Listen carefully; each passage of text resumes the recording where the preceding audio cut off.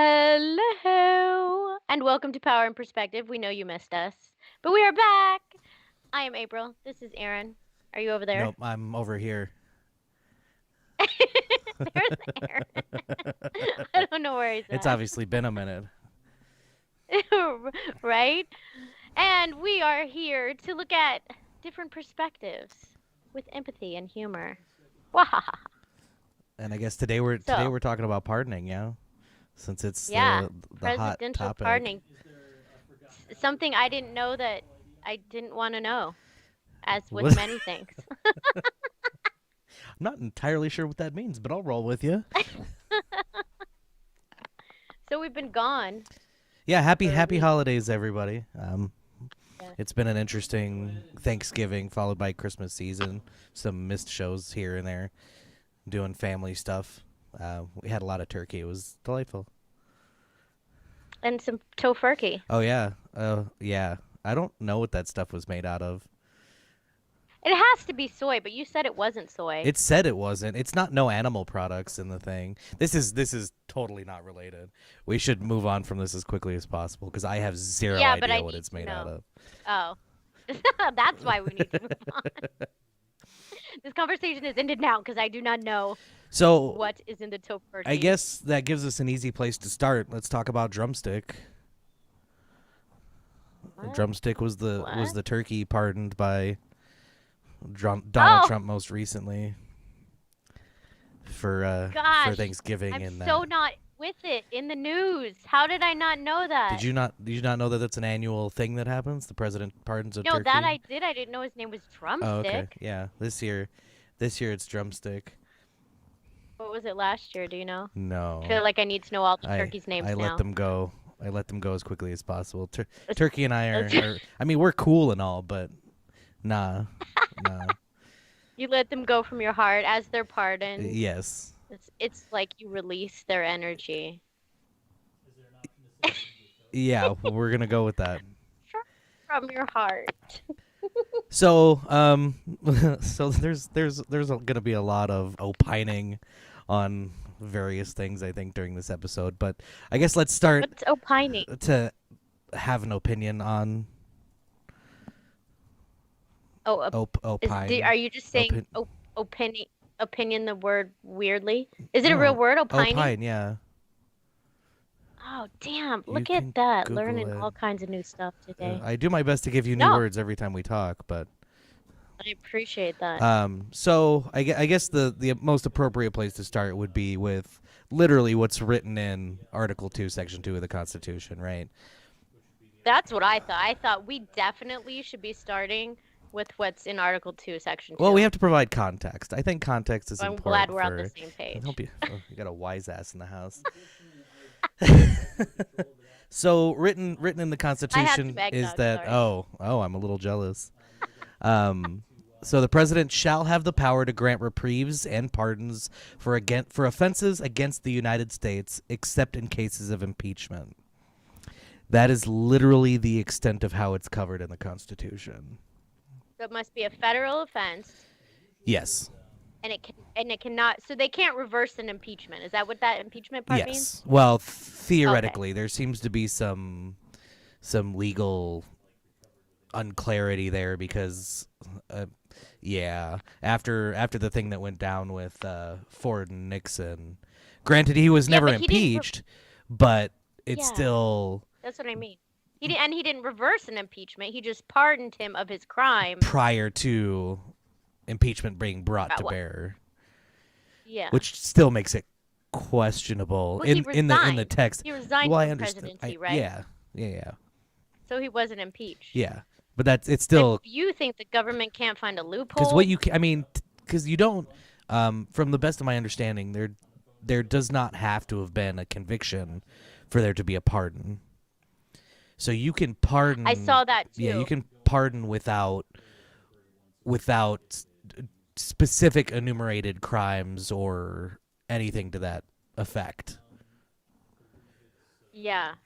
Which has been used in the past. I mean, what were we talking about? We were talking about Andrew Johnson originally. I think was one of the first big ones was pardoning the ex-Confederate soldiers.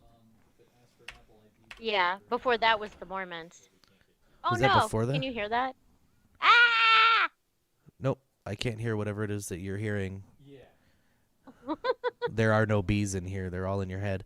I was trying to reply to the comment on Facebook. Oh, gotcha. Oh, yeah, we've got a Teresa in here from St. George. From St. George. Hi, instead Teresa. of Pollock Pie. Yeah, it's a big drive, big difference. Holler out, St. George. In the middle of the desert. So what do you think about that? Sorry, do you think it's appropriate? Do you think it's appropriate language? Do you think that there's I was reading about intent, and some articles said you can't determine their intent because it's too vague to determine what their intent was. And then I read, although you don't like me to mention his name, that Hamilton said something about they wanted that in there because he trusted one man born of integrity and blah blah blah who was elected to presidency. He trusted one man more than a committee. And to be fair, that was a very specific one man. That was George Washington. True. As the perennial example in this case. True that. Yeah. Yeah, and then of course the article then went on to say, well, Donald Trump is not that man. Well, I mean that's definitely up for debate, but it's not. It's hard to go too hard against any of this with the vagueness of the language. Yeah. I'm gonna try to keep on track. So watch me. I'm gonna try to keep on track. So what we're discussing now is if we think that this should even be a thing. Well, and even in those those debates during the Continental Congress, it was brought up on several occasions the idea that treason be part of what's excluded in the presidential pardon power. Which makes sense, right? It depends on what you consider treason. Well, and not only that, back then treason was the big thing. Yeah. Right? Yeah. So, I guess and if you look at, and specifically if you go back and look at Andrew Johnson then and pardoning ex-Confederate soldiers, it was widely felt that the Confederacy committed treason against the Union, right? Okay, so he couldn't have done that if that was in Correct. But then you have to start assessing the nature of treason. Because the South theoretically acted in good faith and went to war. And war kind of precludes the idea of treason because you have no inherent advantage. You're not taking advantage of sensitive information or anything like that to an advantage when, you're not shaking somebody's hand while stabbing them in the back sort of thing. Which is the idea of treason and why we all have massive issues with it. As generally we probably should, but I think that the handshake, the consent, is a big part of that. So it was left out. Well, he also made them say an oath. The oath required ex-Confederates to say they will henceforth faithfully support and defend the Constitution, abide by and faithfully support all laws and proclamations, blah, blah, blah, which had been made during the existing rebellion with reference to emancipation of slaves, so help me God. Technically speaking, we all make that oath because we're all still subject to those laws and everything else, but we don't take an oath and we don't offer consent. That's a very complicated subject that gets me off into rants that are way, way, way further away from what we're talking about than is important. Well, Carter pardoned draft dodgers would that be? I mean, not I mean, treason, but it's I would like not consider it treason. I mean, I the draft is a questionable practice, to generally begin with. speaking. Yeah, because I mean, as a nation, we have a very storied history of not requiring force to defend the country. And if you look at the things that we got involved in that required drafts, yeah, maybe there's They weren't even some wars. yeah some executive actions or whatever. Yeah. So yeah, I So mean, hereby we show that the presidency and the government as a whole, like if we're shocked and surprised that they use their positions for the benefit of themselves, like if we think Donald Trump's the only one that's done it. oh yeah, that's an asinine. Anybody who thinks that is not paying attention. Come on. And to be fair, some I'm not attacking anybody here, but some people will probably believed previously that presidents had done it for the first time ever and then kind of just forgot about it and are just refired up again, because it seems to happen a lot in American politics, is that we're all very forgetful. Yeah. Well, I of course I don't normally pay attention to things such as pardons. I don't know why I would. So I looked it up, and actually Trump has used pardons the least of any president ever. Like he's pardoned the least number of people. Yeah. Because I thought people were all mad because he was like mass pardoning. Like, because I had to first figure out why this was an issue. Well, so if you look at if you break down the way that Article 2, Section 2 is written, the end of it there, like them having all of that power except in cases of impeachment theoretically means that the way that you stop something like this, if the populace at large and the Senate and everybody's representatives disagree with the action being taken, that the solution is for impeachment. Is impeachment. Yeah.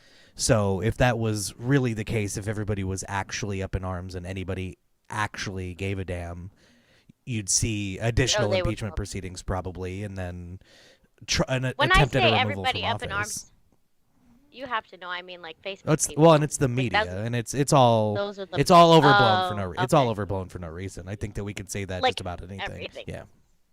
Yeah, hardly even needs to be said, but we said it because we're on the cutting edge.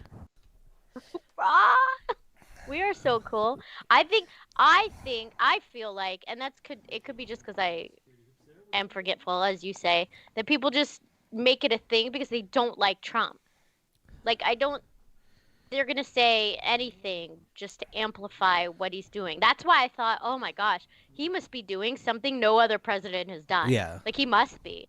So when I started looking back, I'm like, wait, what?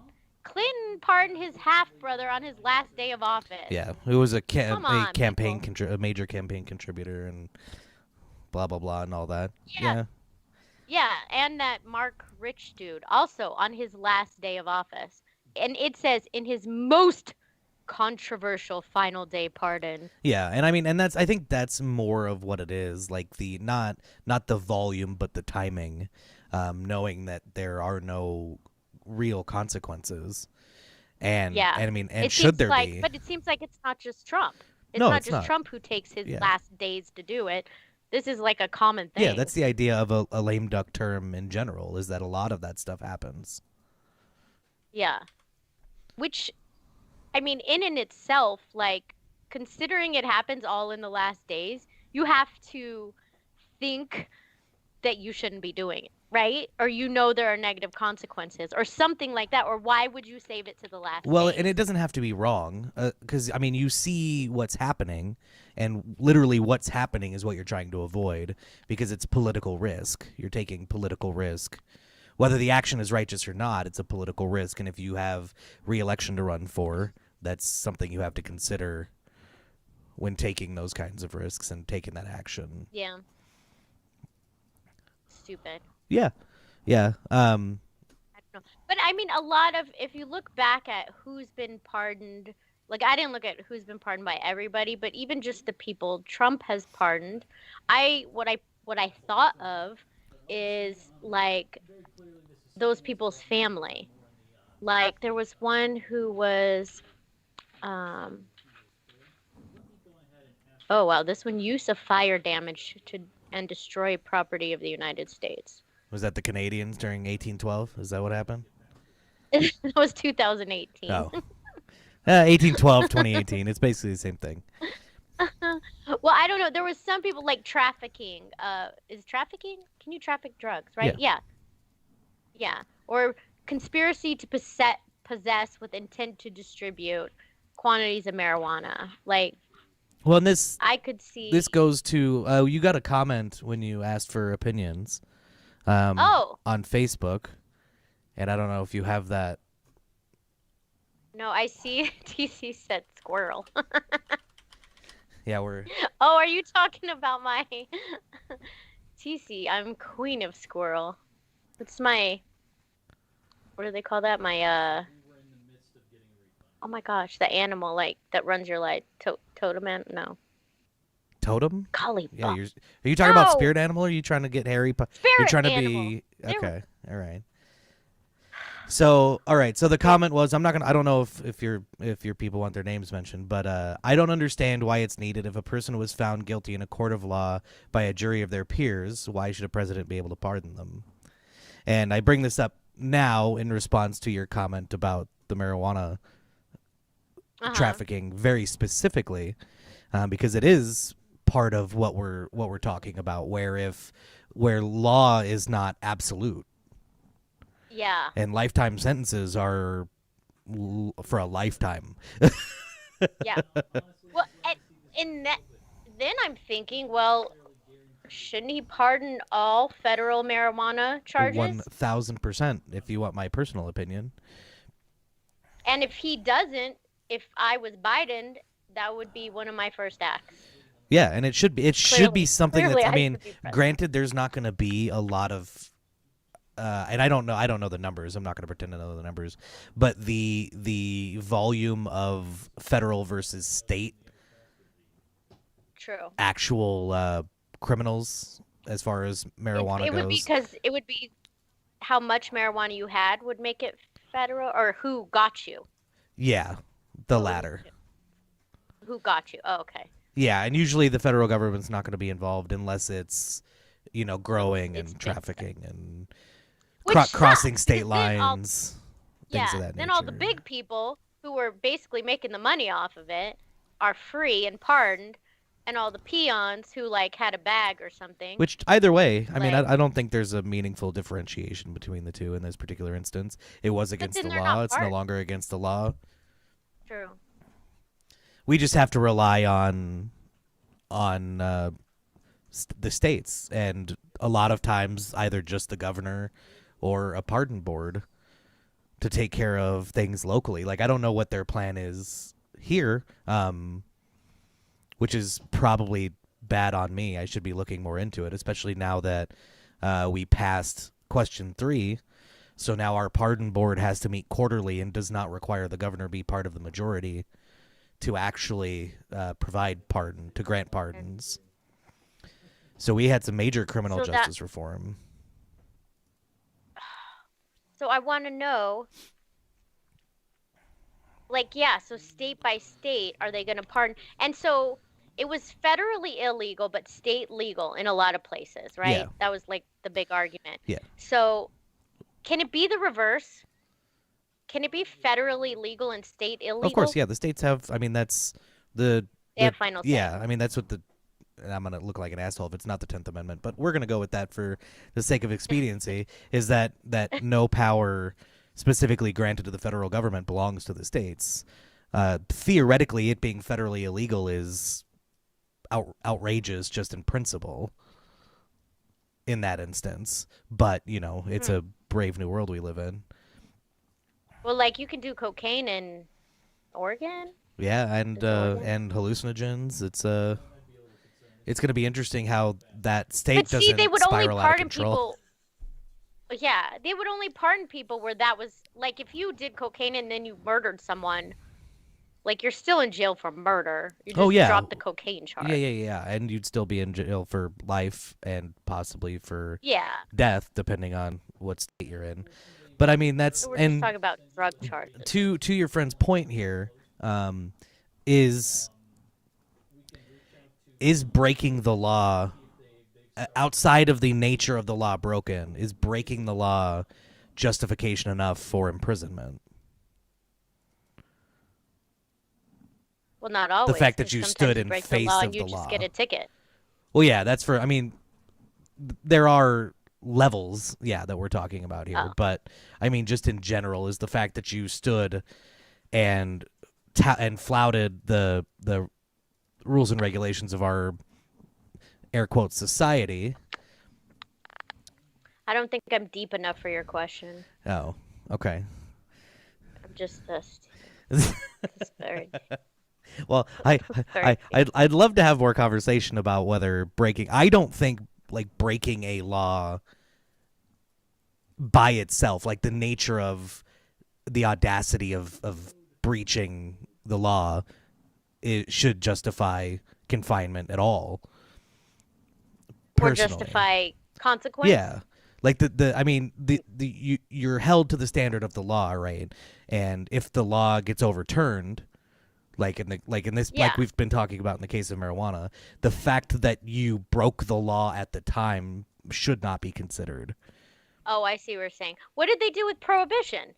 That's a very reasonable question that I don't have a good answer to because I wasn't thinking about marijuana in general when we started this conversation. Gosh, I'm so that was not part of my show prep. Guys. Yeah, I got the question part down. We'll have to do some looking into that. I mean, the problem with any kind of prohibition is that it creates black markets, and black markets draw violence. So it's probably pretty easy to say that in those cases, I don't know if they were trying people individually during prohibition. I don't know if that was the thing that was happening. They might have been trying if they were making and distributing. Yeah, but I mean, as consumers. Sorry, I should have been more. Yeah.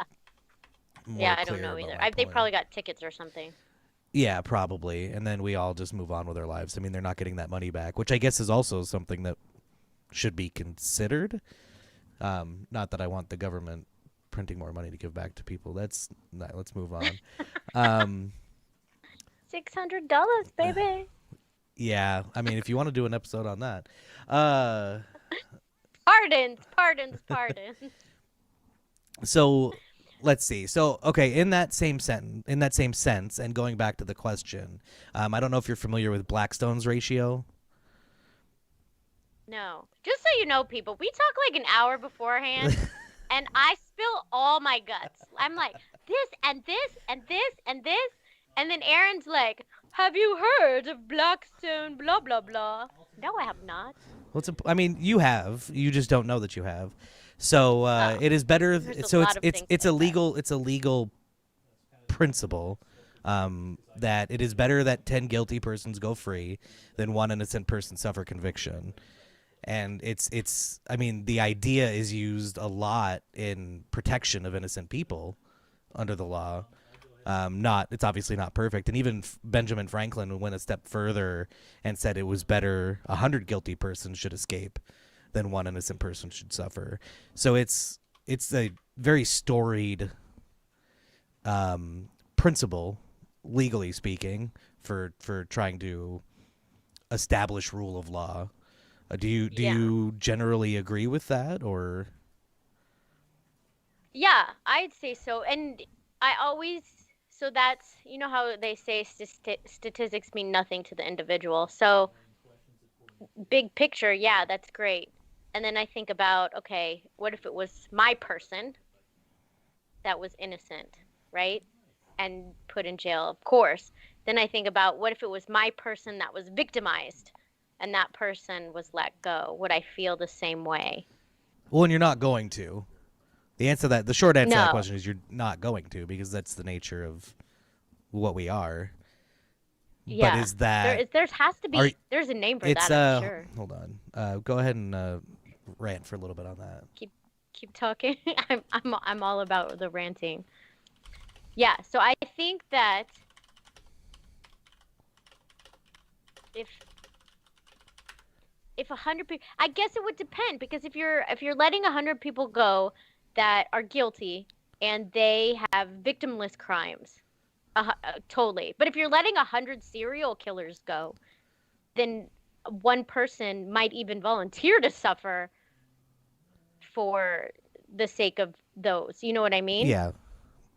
Well, and letting I mean, outside of the strict context of pardoning, we're also talking about the way that people are tried as well, and things like warrants and things of that nature, where there has to be firm evidence or suspicion. So if somebody's and they've long established that unless they're in hot pursuit of a criminal, they can't enter your home without a warrant, right? In most states, Yeah. not speaking. Also, we're not lawyers, in case you weren't aware yet. Just clearing that up now. We're also not doctors. We just play them on TV. Well, I'm a squirrel doctor. Oh, and I'm a squirrel. Yeah, Look at that. I have insurance, just like I'm that. a squirrel therapist. Wow, that was an apropos side trail there. So that they can't, say, break down your door and actually engage in property damage against you to catch a criminal, which is sort of in the same vein that we're discussing. Gotcha. Because you should be, as an innocent person, regardless of the fact that there's a criminal in your house, should be protected to some extent, and especially if that person has not been convicted yet, that there should be no assumption of guilt. I've seen them break into houses though, on cops and stuff. Yeah, usually that's in pursuit. Those are exigent they could be in circumstances. pursuit. Yeah. Oh. Yeah, like if somebody's got if somebody's got a gun and they're armed and dangerous and they're running around in houses and stuff, there are liberties that can be taken. Okay. So I can't find the quote I'm looking for, but essentially the idea is that you must fight for your neighbor's liberty, lest the tyranny come back upon you, essentially.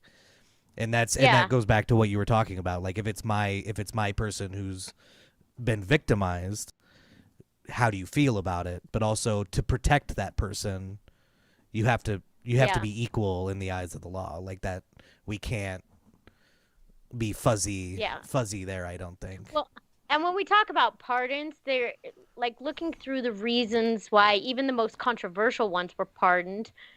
Again, they were victimless crimes. A lot of it was campaign blah blah blah, which, let's be real, the campaign is I'm gonna get angry now. That's fine. Yeah, get hot. They're like, oh, he pardoned him for illegal contributions to the whole freaking campaign should be illegal. It's all bullshit. And what about the lobbyists and stuff? Bullshit. Can I say bullshit? You just did, yeah. I can't sing a Frozen song, but I can say bullshit. Nobody's got bullshit. There's no IP for bullshit. Except unless we get a call from Penn Jillette, who I know does live in town. So that'll be an interesting. Yeah, we actually know him. Or no, we know the other one. We know Penn Jillette, or knew Penn Jillette. Oh. Have had business engagements. Yeah, I was gonna say he hasn't died. So I mean, to that point, and this is part of one of my hot topics, is going to Julian Assange, who's currently being held pending extradition, I believe, potentially. And aside from the Chelsea Manning thing, which, look it up, Chelsea Manning's sentence was commuted. But during the 2016 election, WikiLeaks published confidential Democratic Party emails showing that the party's national committee favored Hillary Clinton over Bernie Sanders in the primary, which I don't think is outrageous to say, and I don't think generally people disagree on this, except maybe staunch party members,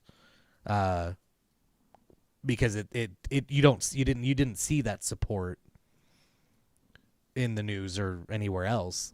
But there's been no discussion of what's to be of Julian Assange, because if there aren't going to be any, granted he broke parole and there's some other issues there that he has to deal with, but there's no reason as far as a federal pardon goes that he shouldn't be. That's not Snowden, right? No, Edward Snowden was a whole other thing. That was the NSA global surveillance adventures. Oh, because that's what they have under the Chelsea Manning thing. Is that all connected? I don't think so. This is Manning. Because Chelsea Manning was with WikiLeaks. She provided the information to WikiLeaks. Was given the unusually long sentence just 2 months after former National Security Agency contractor Edward Snowden leaked documents. Her penalty was widely interpreted as a warning to other would-be leakers. Oh. So yeah, those two, Snowden and Assange, and for clarity, Chelsea Manning has since had her sentence commuted, so she's still technically guilty, but her sentence was erased. Oh, what does that mean? So here, I've got it. So she can't, like, when she applies for jobs, she has to be, like, guilty. Oh yeah, like, have you ever been convicted of a felony? Yeah, probably. Yeah. Yeah. But she doesn't have to serve the time. Yeah. So she probably can't own a firearm and can't vote and all of the other questionable things that we could talk about in other episodes. She can't do all the things. You said Julian Assange, right? Julian Assange, yeah. Who was the publisher whose allies are lobbying Trump for a pardon, was charged in 2019 for allegedly encouraging Manning to send him documents. Yeah, which is and there's a lot more there because he did breaching bail, jumping bail, and well, he's clearly not. And he said Trump told the Post that he's open to Snowden returning to the U.S. without prison time. So he's clearly left the U.S. to avoid. Yeah, Snowden's been on the run for a while. That was a movie. Yeah, right? Yeah, they made a movie for Snowden, and they should.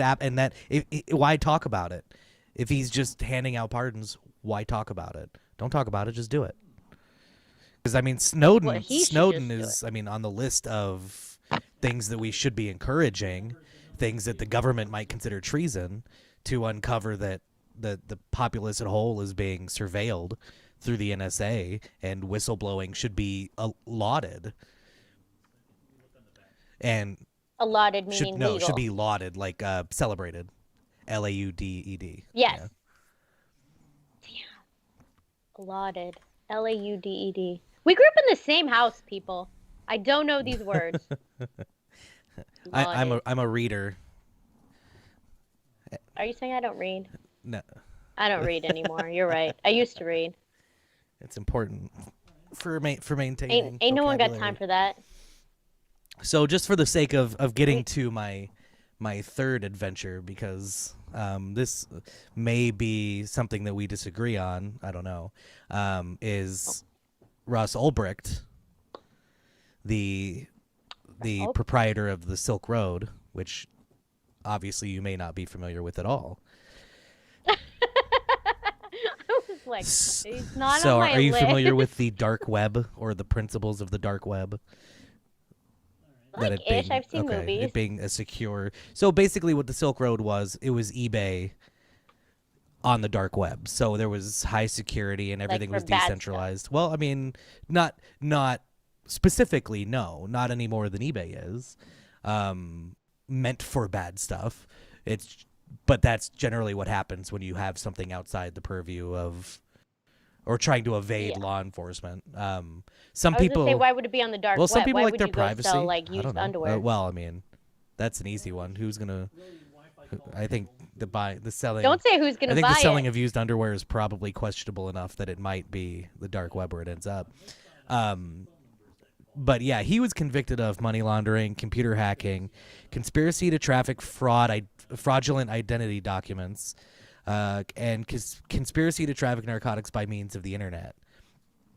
Though it's important to note that he created the platform. Which a lot of people create platforms that became illegal. He was not engaged. Theoretically, I'm not super well versed, but largely the general understanding is that he did not engage in any of these activities himself, that he built the platform. Like, what's that Nartex, or no, shoot. The one with the music. Napster?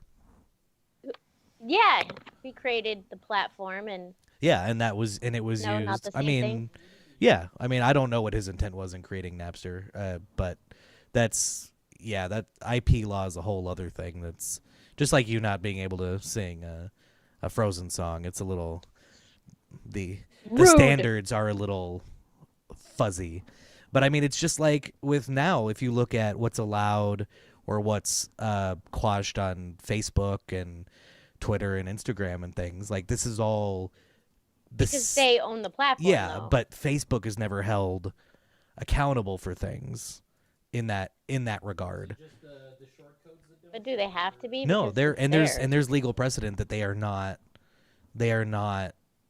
liable as just a platform because they are not creating content. That's not what they do. And they're not moderating content. They are specifically not moderating. Well, but now they are. But prior to, and I don't know exactly where that goes after that. But they are fact checkers. Just ask Jesus, them. That's anyway. Literally, just ask them. Literally say, "Can I get it?" And they just do it. So yeah, I mean, so I don't know how you feel about the fact that these things were happening and everything up to and possibly including child trafficking and child pornography were happening on this platform theoretically, just because the ability was there. Is that something that the creator of the platform should be held accountable for? Is that dangerous?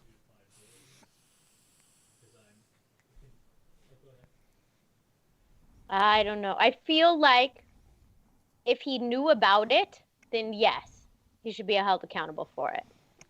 If he knew about it without stopping it. So how do you stop it without? So you putting his business, because the whole idea is that he couldn't know. It was all decentralized. Oh, so even if he knew that it was happening, he couldn't. I mean, he couldn't know who it was.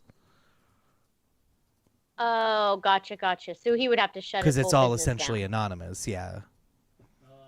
Yeah. And that gets into the whole idea of the legality of narcotics and stuff, which whatever we can.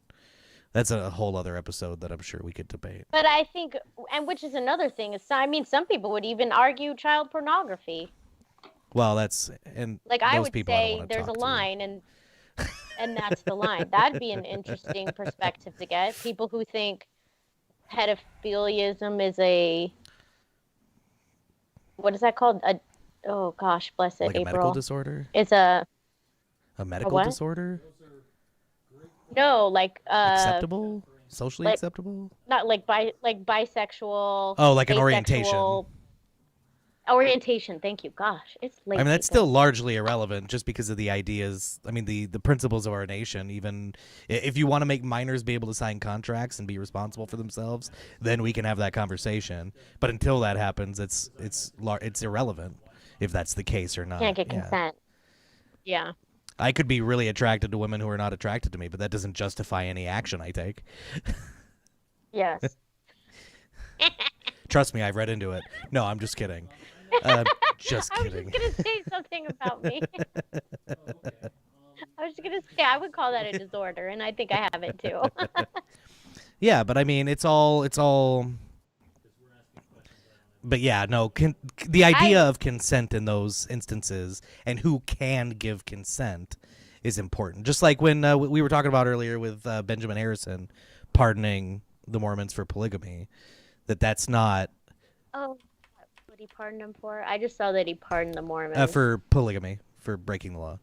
Because polygamy is definitely something that the federal government should be involved in, and those are. If it's with adults, I think they bring up the child stuff because try to prove a point, right? Oh yeah, and I'd say that arguments like that are used a lot.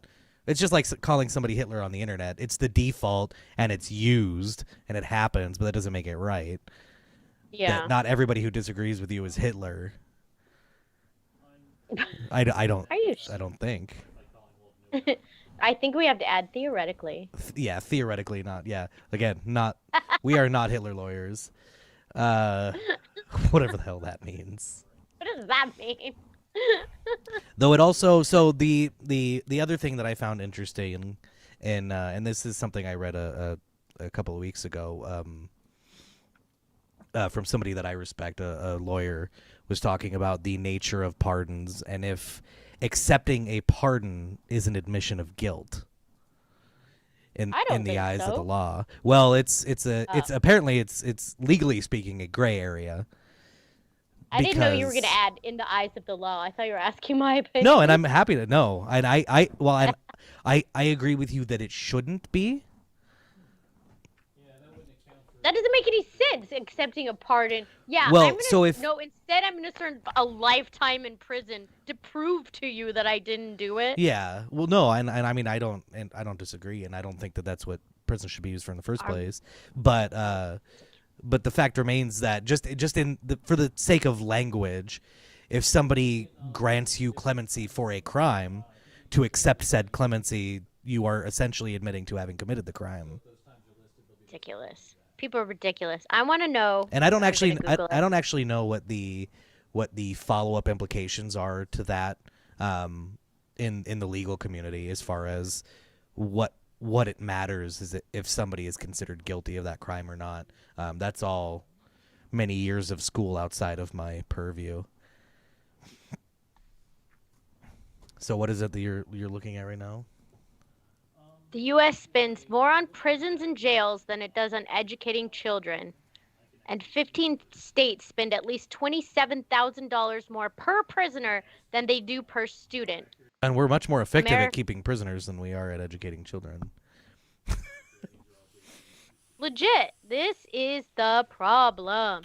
And I think if you take away victimless crimes for prison sentences, Yeah.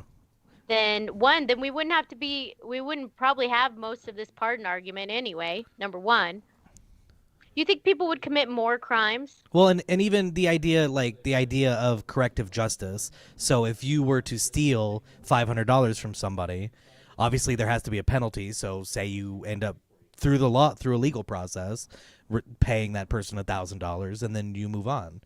The Yeah. the everything's been provided back to the person, and that's how we get along in society. There should not be imprisonment for something like that for potentially any amount of time.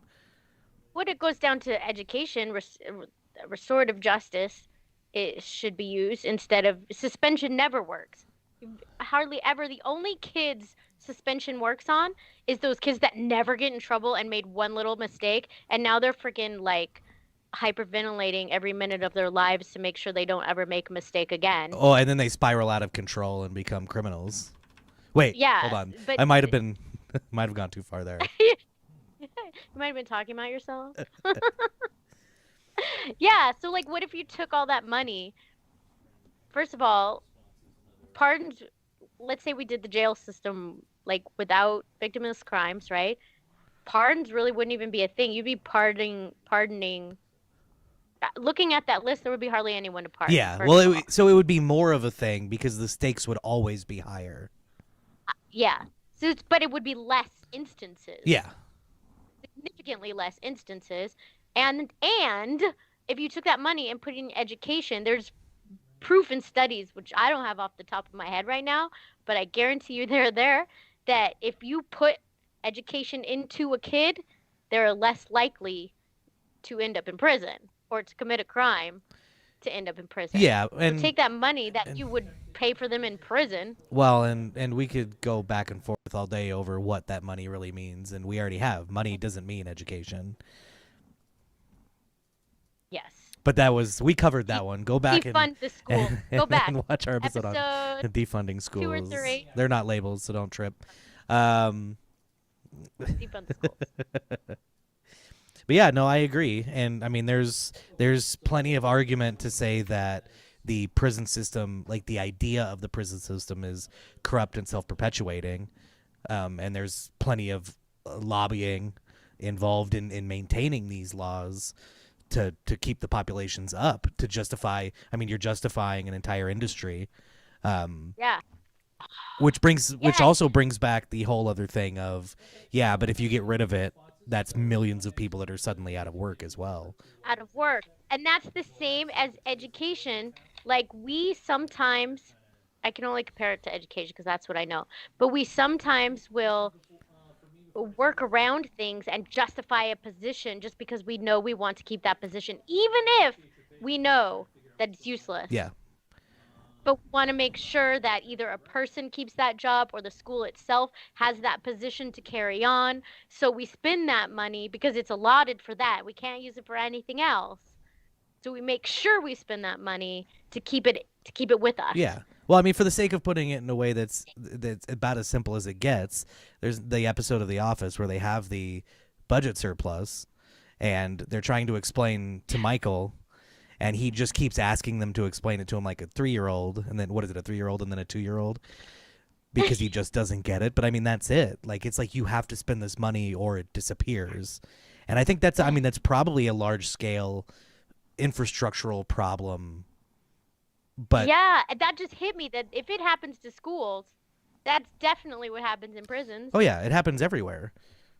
It's just like, and this is a little off topic, but it's topical for the time. Just like the signing of the new Relief Act, is that there's a bunch of crap in there that should not be in there, and was openly addressed by the current president, saying that he would not sign it because of that. However, went ahead and signed it, and there's plenty of argument on both sides saying that, yeah, but people need help, right? But also, look at all this other crap in here. Yeah, and to your point, that's used in education a lot. That's used in education a lot. The kids in education are used as a political tool more often than in good faith, I think it could be argued. Agreed. So somebody just posted on Facebook, like, that there are like, I'm gonna mess this up, but there are like 4 pages in the Constitution that declared our whole nation, and 5,000 something pages in the document, the bill that gave $600 to relief. Yeah. 5,000 pages, people. Yeah. Imagine what's in there. Oh, and can we even see it? It goes back. Yeah, it should be available on Senate.gov. That's going to be my next read. Enjoy that. If you want to learn words, that'll probably be the way to do it. But it also brings us back to talking about Snowden and the importance of whistleblowing. Is without transparency, we have no recourse. And I could see how whistleblowing back in the day was a bigger issue, right? I don't disagree, know. I feel like sometimes whistleblowing, like the people, I get maybe that's not whistleblowing. Like if you're saying where our troops are, like on national television when we're in the middle of a war. Yeah, and that's not. I wouldn't consider that whistleblowing unless they're committing atrocities. Okay, yeah. So I was trying to think of the whistleblowing implies that there is wrongdoing on behalf of the institution or entity being whistleblown on.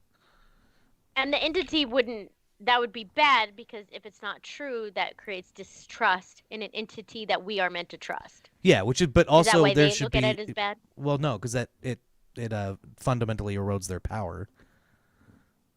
Well, I know what the real reason is. I'm like, why do they say publicly? Oh, yeah, because they can't do their jobs. Whoever it is can't do their jobs without some semblance of privacy.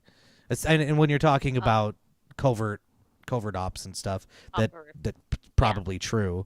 But also it brings to light a whole other series of conversations about should we be engaged in those kinds of things anyway, which there's plenty of argument on both sides to be had, but it's I used to understand it. I used to think, like, yeah, there's a lot of stuff I don't know. Well, there still is a lot of stuff I don't know. Let's be real. There's a lot of stuff I don't know, and they're out there protecting us, and we need them. And now I think just everybody's all fucked, and we just need to simplify everything. Let's just I wish we could just wipe the slate clean. Just start over. Well, I mean, and this is an argument I make about lots of things over extended periods of time, but things are too big, and that's the fundamental issue, and that's why I believe in decreasing the power of the federal government, is because then it's more controllable. and everybody's more directly involved with their governance. And as you decentralize, everything becomes more simple because there's less to consider. And then you can also move, like moving. If I don't agree with this state, I can move to another Oh yeah, state. absolutely. You're like voting by location. Yeah, and if you want to, like, in a theoretical idea with the Benjamin Harrison thing, is that if you wanted to engage in polygamy, you'd go to some place without laws against it. I mean, granted, this was a long time ago and is not particularly relevant, but I'm trying to stay on topic here while we discuss. I want to have many husbands. Do you? And I want them all to take care of me. You have that kind of energy? Oh, so you think that's what's going to happen? You obviously don't watch sitcoms. Because they will inevitably all just drink beer and sit on their riding mowers. Oh, is that what happens? I don't know. Yeah, something like that. Yeah, but that's a different kind of polygamy. Nobody's done the other way. Yeah, because it's not. I mean, from an evolutionary standpoint, it's not practical. It's okay, but evolutionary, schmevolutionary. That doesn't matter anymore. Survival. We're all going to survive. No, that's not. I mean, not consciously, no. But it's still. Oh, you mean because you can't they all can't get me pregnant. Yeah. Oh, I see what you're saying. Yeah. Okay. I mean, they all could, but there's a loop of how that has to work. A polygamous colony that practices abstinence. A male polygamous colony that we practice abstinence in our religion. This is genius. We will I think you should take some time on that. Like, write it down. Just give it a couple runs through the mind. I better just jumping in. So feel free to send me an application if you would like to be involved. If anybody's curious, she is now accepting applications for abstinent sugar daddies is what's going on right now, I think. Otherwise, I've completely missed out on this tangent, and I cannot abide. But you can't call it sugar daddies. That has negative connotations. Well, that's why you have to make sure you throw in abstinence. Yeah, abstaining polygamy. I can make up a word. Well, I mean, you're not making up words. No, I'm going. You could call your church whatever you want. Abstigamy. And if you're aggressive enough about it, you could probably get tax breaks too. So take that into consideration. And not only that, vaccine exemptions. Yeah. Because we don't accept vaccines. Oh, you live in a very interesting world then. Just COVID vaccines. Oh, so you only accept COVID vaccines, but not any other vaccines?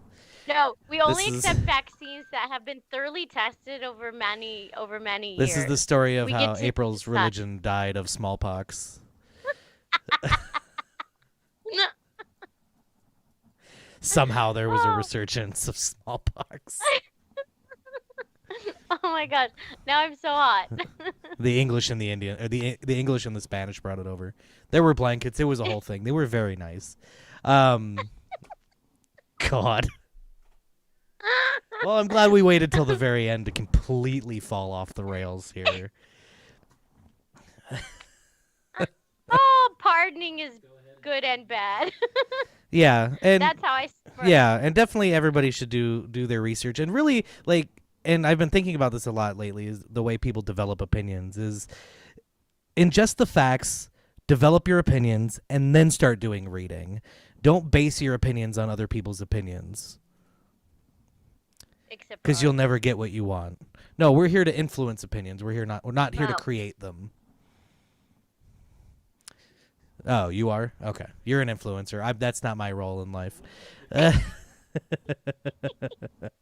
All right. Well, I think we've about covered everything. Yeah.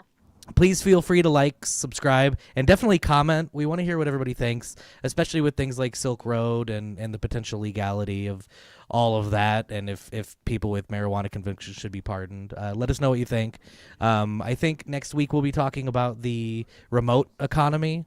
now that everybody's kind of talking about more getting back to work with the vaccine and everything, and talk about the future of education a little bit again, to stay in your wheelhouse, and we'll talk about working from home and if more people are going to be doing that now. And if you ever want to be on, come talk to us.